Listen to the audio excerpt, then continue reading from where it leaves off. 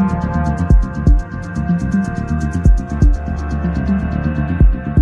right, then I'd like to welcome Jacek to the stage. Here you go. Thank you.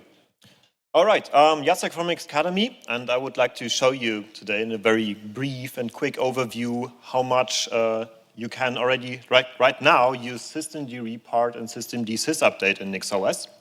I didn't upstream any of that. I'm just a user, so I built this for a customer. Oh, perfect, thank you.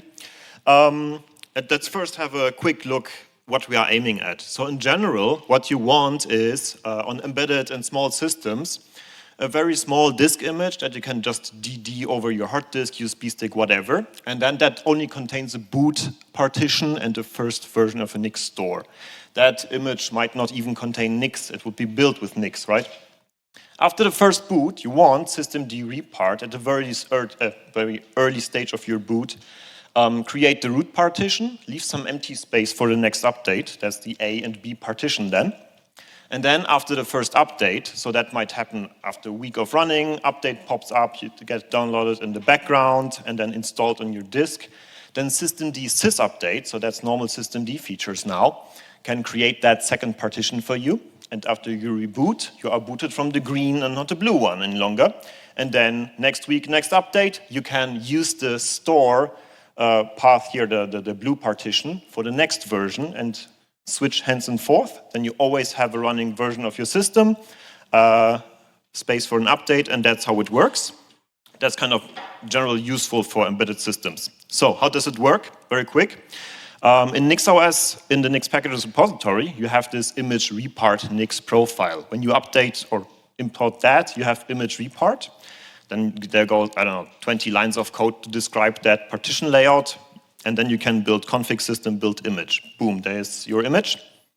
Then you want to update, enable systemd-sysupdate. It's already upstream for, I don't know, a month now in NixOS Unstable. You enable that. That gives you a systemd unit and timer that work in the background and check for updates.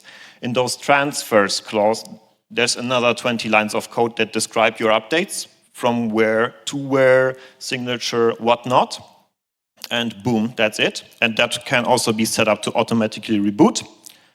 And of course, you basically, for small systems, you want to minimize NixOS. There have been awesome contributions, especially those profiles, image-based appliance.nix and perlist.nix, which remove Nix from your system. You build it with Nix, but not with Nix inside, right? There's no Perl, no documentation, no nothing. So you can have 200 megabytes of system partitions like that.